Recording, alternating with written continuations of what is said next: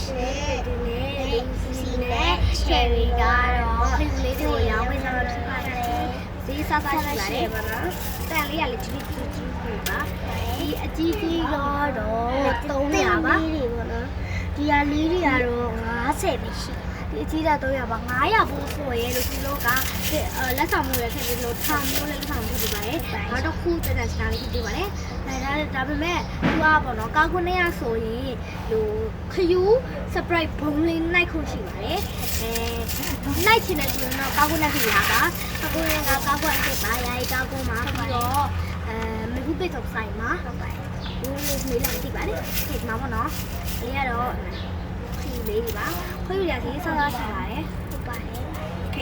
ဒီခေါက်ကတော့စလိုင်းလေးတွေကိုရောင်းပေးပါလို့ဖြစ်ပါတယ်โอเคဒီစလိုင်းလေးတွေပေါ့နော်ဒီဟာလေးကတော့ခရမ်းရောင်မှာနည်းနည်းအရှင်လေးပါဒီဟာလေးကတော့ပေါ့နော်ခရမ်းရောင်မှာသူကပုတ်တဲ့ဘက်ကိုနည်းနည်းသွားတယ်မနုမရင်လေးပေါ့နော်ဒီဟာလေးကโอเคဒါလေးကကြောခရမ်းရောင်အနုလေးပါ